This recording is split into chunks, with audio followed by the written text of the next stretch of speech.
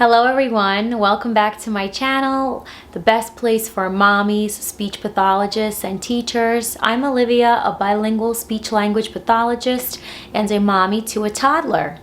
Today, I wanted to discuss some of my favorite nighttime books. So these were the books that I read with my daughter before she went to sleep. Every night. It was part of our routine, and it was one of the ways that really helped solidify her love for books. So it's a really important part of the day, and if you want your child to appreciate reading books or listening to books, starting with your routine at night is a great place to start. So every night before my daughter went to sleep, we followed the 4 B's approach, which was bath, bottle, book, and bed. And so obviously a book was a big part of that routine, and we wanted to switch up the different books. And I wanted to make a video to provide some options for you. So if that's something that you're interested in, please stick around. As always, I'm gonna save my favorite book for the very end. So without any further ado, let's get started with my favorite nighttime books. So I wanted to start with some interactive books because when children are really young, they really enjoy having some kind of interaction with their book. For example, a touch and feel book, which brings me to my first suggestion, a book called Good Morning and Goodnight. It's a touch and feel bedtime book.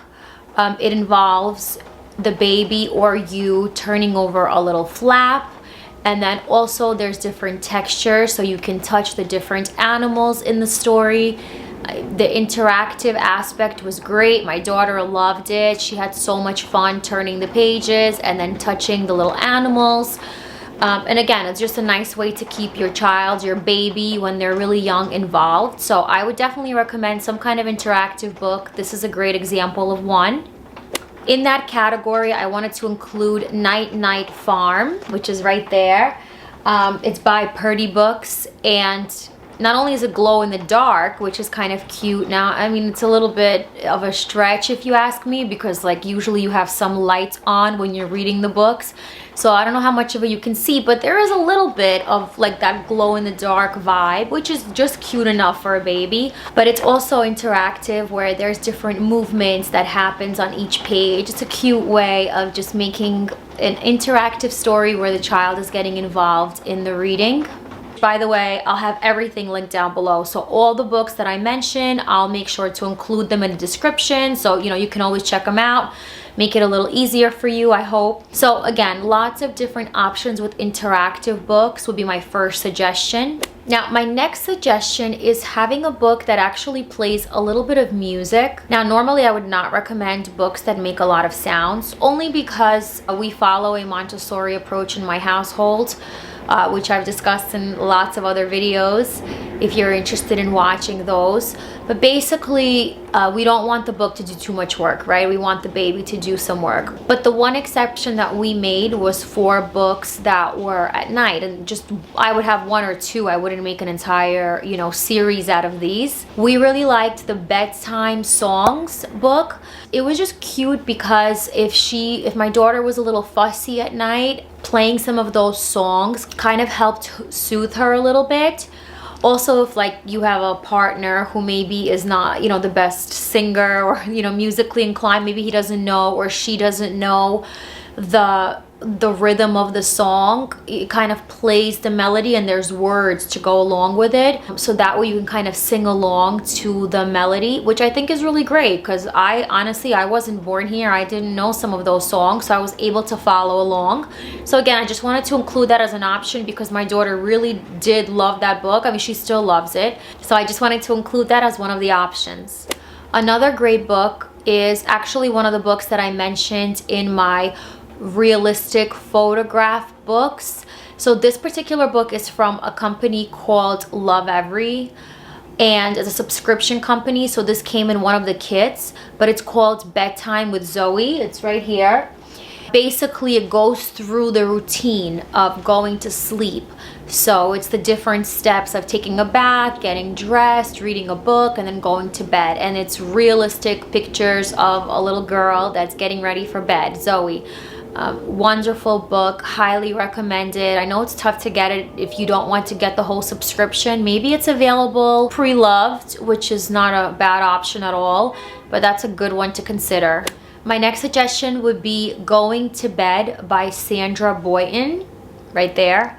Now, we love Sandra Boynton in this house. I love this series of books. They're really wonderful. My daughter loves them. I've used them a lot in therapy. I've adapted them. I'm actually thinking about making a video about this particular series because there's a lot you can do with these books that could nurture language, speech sounds, and just love for books. They're just really cute and funny. It's usually a solid background, like one color, which is sometimes helpful for it not to be too distracting for children. This one has some rhymes to it, and it also goes through the routine of like this little group of animals getting ready to go to sleep while they're on a boat. Like I said, great series, great book, highly recommend it. Staying on the topic of series, I wanted to include Lama Red Pajama. I think it's right there, hiding in the background. So Lama, another great series, but this one I wanted to include for the older children, I guess more like in the toddler age range, for an example of a book that actually has a story to it. There's also a rhyme, but it's the idea of, you know, a little baby that's going to sleep on their own, having a hard time, and then calling for their mama. It's just very cute, and again, it has a little bit of a story to it. My last suggestion, my favorite book. If you end up getting one of these books, I highly recommend you get The Goodnight Moon. I'm sure you've heard of it. I mean, it is a staple. It is a staple in your child's library that is just a must.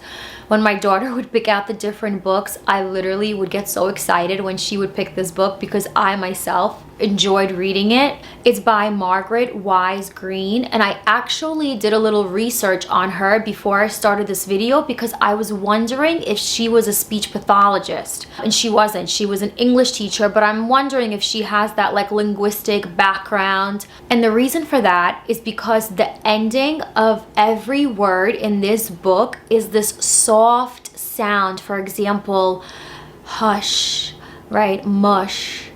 Moon, the end sound, right? Room. So she made sure to have these really soft sound as a way to end each little phrase or the end of a sentence. And I don't know if this was like her, I mean, it had to have been. I don't know the details of it, but if anyone knows about it, please, you know, let me know down below.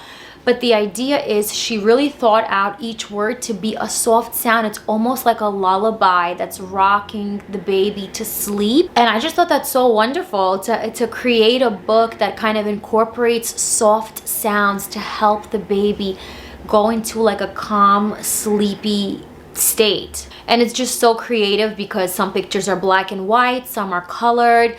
It's just sometimes you're zooming into the room, sometimes you're zooming out to the entire room. I mean, it's a perfection book. Shout out to my friend, you know who you are, who got this book for us for my baby shower. And that's the other thing I wanted to suggest is if you're having a baby shower, asking for a book instead of a card is a great way to build your child's library. I know I've mentioned that before. That's why some of the books I couldn't find, like I was saying, in my storage. And it's because some of the books were gifts and I don't know where they were bought from. So I'll definitely try to find them for you. But that's really the list that I have so far. I hope you find it helpful. If you enjoyed this video, please give it a thumbs up. It really helps the channel. Go ahead and subscribe if you'd like to see more videos like this. I try to make videos every week. And if you have a more specific question or want to get in touch with me one-on-one, I actually have a website, olivialaboratory.com. I have free resources there. You can ask me questions, get in touch with me. I'm happy to help. And I really appreciate you watching until the end. Thank you so much, and I'll see you in my next one. Bye.